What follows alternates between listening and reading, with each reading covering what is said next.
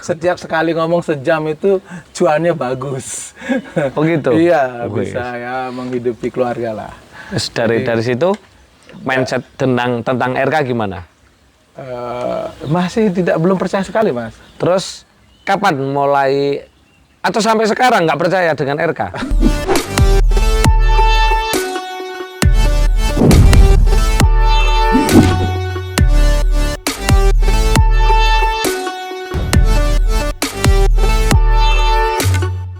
Dari situ mindset tentang RK gimana? Masih belum percaya sekali, Mas. Terus kapan mulai atau sampai sekarang nggak percaya dengan RK? Gini. Kan RK nggak butuh dipercayai, nggak butuh yakini, butuh dijalani doang. Gini. Habis itu saya tetap melakukan RK. Terus terang waktu itu saya punya hutang 3,5 miliar, Mas. Oh, sedikit ya? Sedikit ya? Sedikit. Ya. Terus yang paling saya khawatirkan adalah rumah dengan usaha saya itu yang saya jaminkan di Bank Mandiri waktu itu. Itu yang saya paling khawatirkan. Jadi saya tetap aja melakukan RK sambil saya mencoba untuk bekerja apa yang saya bisa. Datang dari narsum, saya jadi maklar, kemudian ngurus sertifikat, ngurus orang cerai, apapun pekerjaannya saya ambil. Yang penting halal gitu kan. Entah dari mana rezekinya, tiba-tiba yang rumah ini terbebaskan. Saya bayar, selesai ini. Gitu. Jadi adalah nggak tahu dari mana itu. Ada bedanya nggak dengan dulu sebelum RK dengan sesudah menjalani RK itu? Untuk peluang pekerjaan itu lebih mudah atau lebih gampang, lebih lancar atau lebih besar hasilnya atau gimana? Ada nggak perbedaannya dengan sebelum RK itu? Yang saya rasakan sesuatu yang masuk akal, kembali ke make sense ya, di RK itu adalah diajarkan untuk afirmasi positif. Terima kasih sayanya sudah berlimpahan uang, kemudian kita tulis, kita baca setiap hari afirmasi itu. Ternyata apa yang Mas Yunus ajarkan itu sudah saya lakukan pada saat SMP. Saya SMP menulis cita-cita saya itu ingin jadi GM dan guide. Dan itu terjadi. Saya sempat jadi GM dua hotel besar dan saya sempat jadi tour leader untuk salah satu travel besar di Indonesia. Jadi saya sambungkan itu, Mas. Antara di SMP itu dengan apa yang ada di RK. Akhirnya saya beranggapan kayaknya benar dah RK ini. Mulai percaya saya. Karena di SMP tanpa saya doakan terjadi gitu loh. Apalagi di RK dengan ritual yang Mas ajari kan, dengan pernapasan dan lain sebagainya. Mulai saya percaya, tapi baru 50%. Tidak masalah. Iya, karena saya tidak akan percaya sampai kapanpun apabila bilang hanya melakukan RK tanpa kerja. Iya, jadi yang saya percaya adalah dengan RK saya lebih tertata dan lebih bisa menangkap peluang. Sebenarnya bisa loh, tanpa kerja dapat kekayaan sebenarnya. Tapi itu butuh suatu proses, benar-benar manusia ini sampai benar-benar hilang yang namanya kebenciannya. Itu ya, yang belum. Kebenciannya. Karena kalau pernah membaca buku Power and Force itu kan ada ukuran manusia itu kan sampai di ukuran 700 sampai 1000 MHz. Itu adalah semua keberuntungan, kekayaan, semua kelimpahan bisa walaupun hanya tidak bekerja. Itu beneran bisa terjadi asal. Ya kan, asal apa? Asal benar-benar kebencian itu hilang dan satu kata yang ada, netral. Netral ya. Netral dalam segala apapun, dalam hal dogma agama, hal kemanusiaan.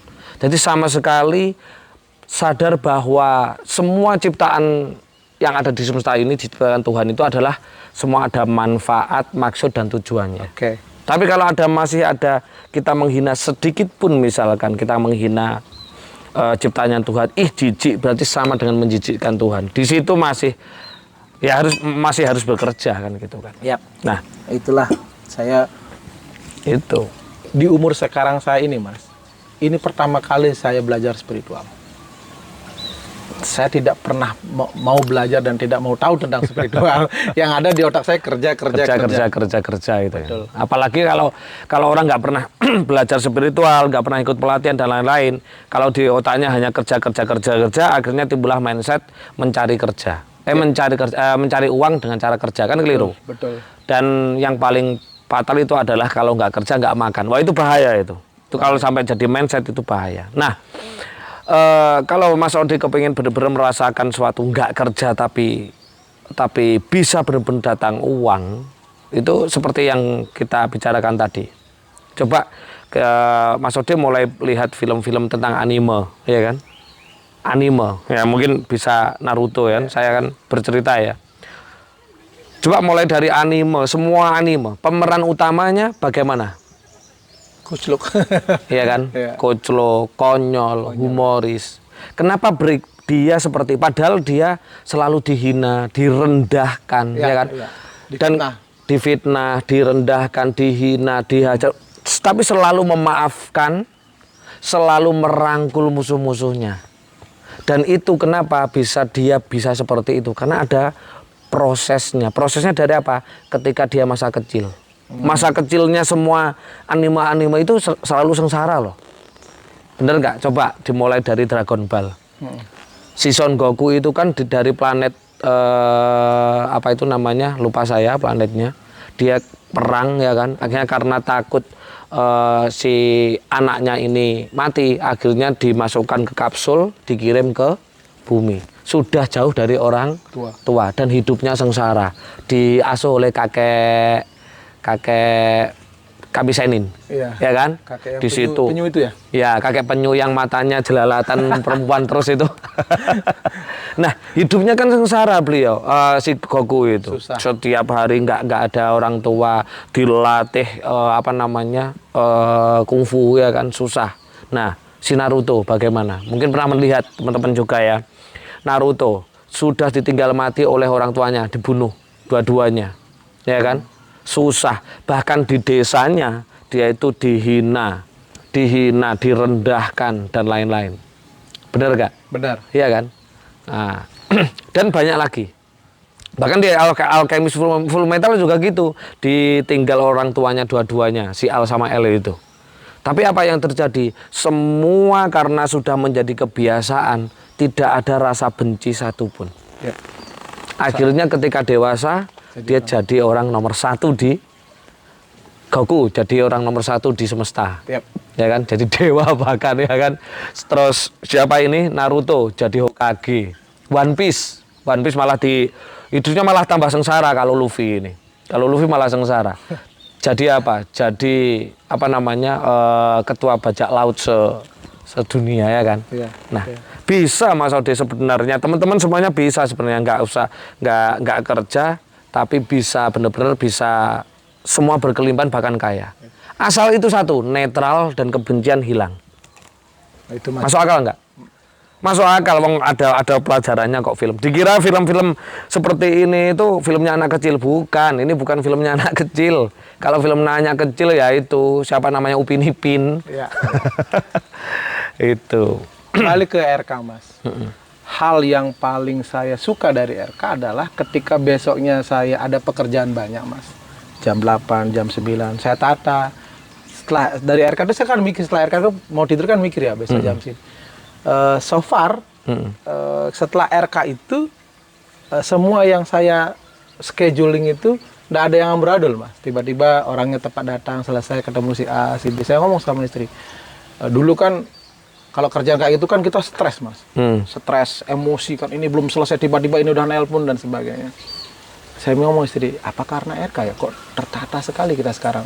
Pagi jam 6 seperti ini baru bangun, jam 8 ketemu si A, jam 10 dan selalu dapat tidur siang meskipun 15 menit, habis itu kerja lagi.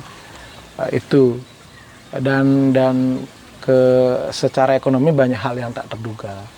Datang rezeki yang tidak disangka-sangka ya. Sangka-sangka. Orang-orang yang nggak kenal tiba-tiba mengajak untuk join dan kita feeling kita tuh diasah Mas. Mana yang bener-bener mengajak bisnis, mana yang tanda kutip ini kok kayak penipuan tipu-tipu gitu. Ya. Karena di bisnis saya itu sering ada yang booking kamar, tiba-tiba dia bilang transfer, bukti transfer ada, saya main otaknya, kok nggak ada notifikasi, uang masuk, saya telepon ke bank. Kalau dulu mungkin karena emosional, percaya saya kan. Kemudian ada yang tiba-tiba pesen nasi 200 kotak gitu kan. Fiktif. Ya fiktif. Jadi karena dengan kalau saya sih percaya dengan RK ya. Dengan RK ini saya sangat percaya toh? Sekarang percaya. Oh, sekarang percaya. 100% saya percaya. Jadi dengan RK itu melatih insting saya tidak emosional, Mas. Sehingga bisa membedakan mana yang benar-benar menguntungkan, mana yang ini adalah ada something wrong di belakangnya itu. Dan setelah itu istri saya itu tanpa saya sadari dia sakit depresi, Mas. Istri saya. Dia susah tidur. Pernah sampai pagi nggak tidur, paginya dia nangis, pengen mati dia, Mas. Katanya tersiksa banget nggak bisa tidur. Saya belikan pil tidur, dia senengnya minta ampun. Dia nggak tahu bahwa itu pil tidur. Iya, iya. Saya bilang minum obat ini, kamu biar istirahat. Besoknya dia senang, dia bilang, ih, bagus sekali obat itu. Nyenyak sekali tidur saya, sampai nggak mau bangun saya, asik sekali gitu. Tapi saya takut, Mas. Iya, iya. Kalau saya sering belikan berarti ya, ada efek ya, karena efek. kimia ya, Akhirnya, obat kimia. Kemudian saya rayulah dia, ikut RK yuk gitu. Karena sudah percaya, Iya. akhirnya istri karena punya masalah seperti itu diikutkan RK. Diikutkan RK. Gimana ceritanya ikut RK? Ikut istri? RK, istri. Di mana? Ikut RK-nya di mana? Di Denpasar atau di mana? Singaraja di sini, Mas. Oh, di sini di Taman Bidadari di tempatnya Pak D ya. Iya, Pak D. Tempat RK yang terbaik di Bali, namanya Taman Bidadari, harus ke sini. Harus nginap di sini juga. Kemudian ikut RK, baru RK pertama penurunan gelombang otak ya. Dia pingsan. Iya. Oh iya, pingsan ya. Saya mau naik, Mas nggak ngasih kan. Saya menunjukkan sayang saya ke istri. Cuma bilang jangan disentuh gitu. Saya melihat si istri aku nggak napas ini. Gimana gara-gara RK. Saya ngeri waktu itu, Mas. Kayak nggak napas, dia langsung plok gitu. Gitu langsung. Wih, takut saya waktu itu. Itu ceritanya dulu istri kayaknya ceritanya seperti ada yang keluar. Iya, beban mungkin ya. Seperti ada yang keluar, entah itu astral, entah itu energi negatif, saya nggak tahu. Tapi ceritanya istrinya Mas Ode dulu seperti ada yang keluar gitu loh. Terus itu gimana terus selanjutnya? Saya nggak ngerti tentang itu, yang jelas secara logika istri saya tuh memori bloknya besar banget, Mas. Dia mengalami depresi ketika pertama ibunya meninggal. Jadi kalau dia tuh gini, Mas, ketawa-ketawa sama saya, bercanda, saya kan orangnya suka bercanda. Kemudian dia masak, saya mandi, mau kerja, tiba-tiba dia udah pingsan, Mas. Masih ada untungnya, dia ketumpahan minyak panas. Iya. Di dapur pingsan, di halaman pingsan. Setiap hari itu pingsan. Saya tidak pernah memarahi. Secara ekonomi saya berkecukupan untuk mensupport dia dan keluarga, tapi seperti itulah kejadian. Saya sampai sempat dibilang mau ngiring katanya, Mas. Ngiring tuh saya disuruh jadi dukun sama ada orang suci, kita berdua ke sana kan, bilang saya kok gini, oh kamu ini harus mau menerima, kamu tuh mau dijadikan itulah dukun, paranormal ya, balian. Saya bilang balian apa, orang saya nggak ngerti apa-apa, dan saya itu memang anti spiritual, klinik, anti hal-hal spiritual lah ya. Jangan saya mengobati cewek cantik. Tiba-tiba saya suruh ngobati orang.